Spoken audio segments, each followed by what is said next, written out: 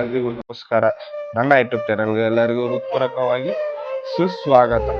ಇವತ್ತಿನ ಶ್ಲೋಕ 21ನೇ ಶ್ಲೋಕ ಆಗಿರುತ್ತೆ. ಇವತ್ತಿನ ಶ್ಲೋಕ ನಮಗೆ ತಿಳಿಸುತ್ತೆ ನಾವು ಮಾಡೋ ಒಂದು ಕೆಲಸದಿಂದ ಮತ್ತು ನಾಯಕರು ಅಂತ ಭಾವಿಸ್ತೀವಿ.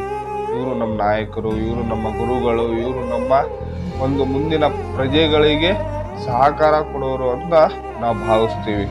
ಈಗ ಅವ್ರು ಹೇಳ್ತಿದ್ದಾರೆ, ಶಿಕ್ಷಣದಲ್ಲಿ ನಿಮ್ಗೆ ಏನೇನೆಲ್ಲ ಬೇಕು, ಗುರುಗಳು ಯಾವ ತರ ಇರಬೇಕು, ಶಿಕ್ಷಣ ಯಾವ ತರ ಪಡಿಬೇಕಾಗುತ್ತೆ, ಮತ್ತು ಶಿಕ್ಷಣದಲ್ಲಿ ಏನೇನೆಲ್ಲ ನಮ್ಮ ಜೀವನಕ್ಕೆ ಸಂಬಂಧಪಡುತ್ತೆ, ಮತ್ತು ಶಿಕ್ಷಣ ಹೇಳುತ್ತೆ ನಿಮ್ಮ ಜೀವನದಲ್ಲಿ ಗುರುಗಳು ಯಾವ ತರ ನಿಮ್ಮ ಜೀವನದಲ್ಲಿ ಬರಬೇಕು, ಮತ್ತು ಶಿಕ್ಷಣ ಯಾವ ತರ ಹೇಳಬೇಕು ಅನ್ನೋದು ಈ ಶ್ಲೋಕ ನಮ್ಗೆ ಸಂಪೂರ್ಣವಾಗಿ ತಿಳಿಸುತ್ತೆ.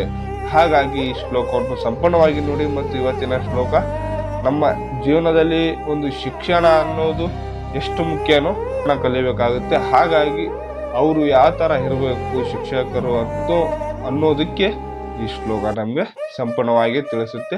ಹಾಗಾಗಿ ಈ ಶ್ಲೋಕವನ್ನು ಸಂಪೂರ್ಣವಾಗಿ ನೋಡಿ. ಮತ್ತು ಈ ಶ್ಲೋಕದ ಒಂದು ಶಿಕ್ಷಣ ಅನ್ನೋದು ಬಹಳ ಮುಖ್ಯ ಆಗಿರುತ್ತೆ. ಹಾಗಾಗಿ ಈ ಶ್ಲೋಕನ 21ನೇ ಶ್ಲೋಕನ ಸ್ಟಾರ್ಟ್ ಮಾಡೋಣ.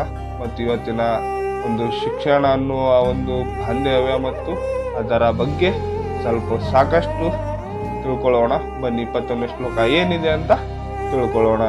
21ನೇ ಶ್ಲೋಕ ಹೇಳುತ್ತೆ, ಯದಾ ಯದಾ ಚರಿತೆ ಶ್ರೇಷ್ಠತ್ವಂ ದೇವತಾ ತರೋಜನಂ ಸಹ ಯಜ್ಞಂ ತೃಣಂ ಪ್ರಾಣಂ ಪುರುತೆ ಲೋಕ ಸಕ್ತದನು ವರ್ತತೆ. ಇದರ ಅರ್ಥ ಏನಂದ್ರೆ, ಶ್ರೇಷ್ಠನಾದವನು ಹೇಗೆ ನಡೆದರೆ ಹಾಗೆ ಸಾಮಾನ್ಯ ಜನರು ಅನುಸರಿಸುತ್ತಾರೆ.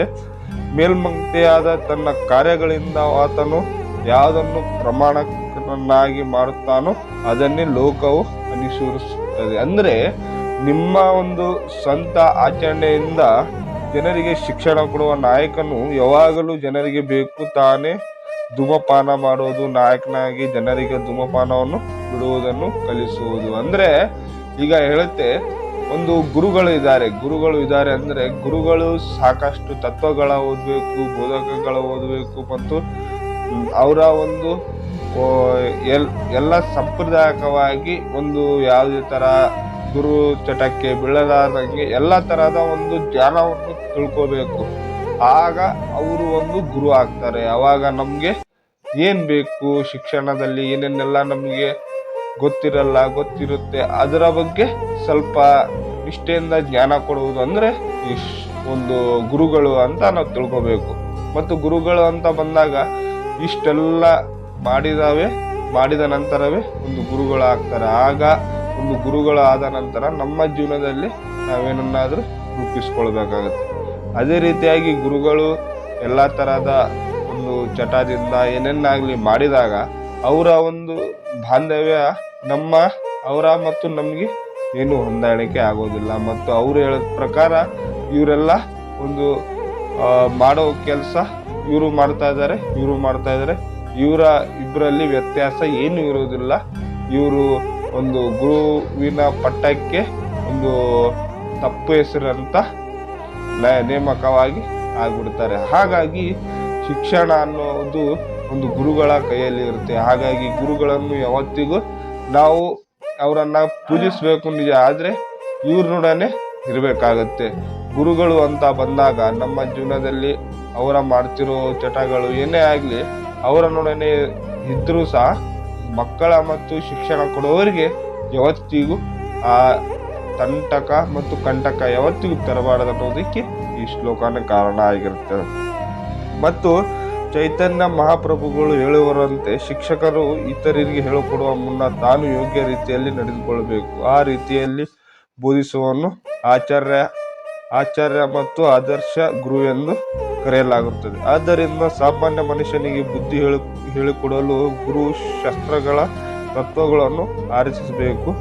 ಅಪುರುಷಯ ಶಾಸ್ತ್ರಗಳು ತತ್ವಗಳ ವಿರುದ್ಧ ಗುರುವು ನಿಯಮಗಳನ್ನು ಸೃಷ್ಟಿ ಮಾಡಲಾರ.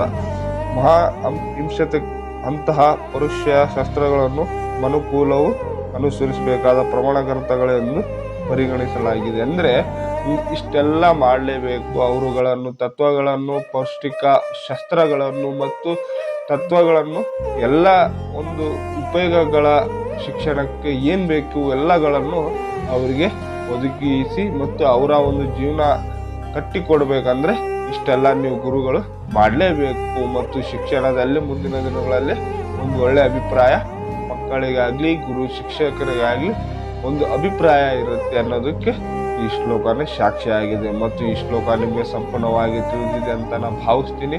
ಇವತ್ತಿನ ಶ್ಲೋಕ ನಮ್ಮ ಜೀವನದಲ್ಲಿ ಶಿಕ್ಷಣ ಅಂತ ಬಂದಾಗ ಅದನ್ನ ಏನಿದೆ ಅಂತ ಈ ಶ್ಲೋಕ ನಮಗೆ ಸಂಪೂರ್ಣವಾಗಿ ತಿಳಿಸಿದೆ. ಹಾಗಾಗಿ ಈ ಶಿಕ್ಷಣದ ಒಂದು ಶ್ಲೋಕ ನಿಮಗೆ ಸಂಪೂರ್ಣ ಜ್ಞಾನಾಂತರವಾಗಿದೆ ಅಂತ ನಾನು ಭಾವಿಸ್ತೀನಿ. ಮತ್ತು ಇವತ್ತಿನ ಶ್ಲೋಕ ಇಲ್ಲಿಗೆ ಮುಕ್ತಾಯಗೊಳಿಸ್ತೀನಿ. ಒಂದು ಶ್ರೀಕೃಷ್ಣ ಪರಮಾತ್ಮನ ಜಪ ಮಾಡಿ ಇಲ್ಲಿಗೆ ಮುಕ್ತಾಯಗೊಳಿಸ್ತೀನಿ. ಬನ್ನಿ ಶ್ರೀಕೃಷ್ಣ ಪರಮಾತ್ಮನ ಜಪ ಮಾಡೋಣ.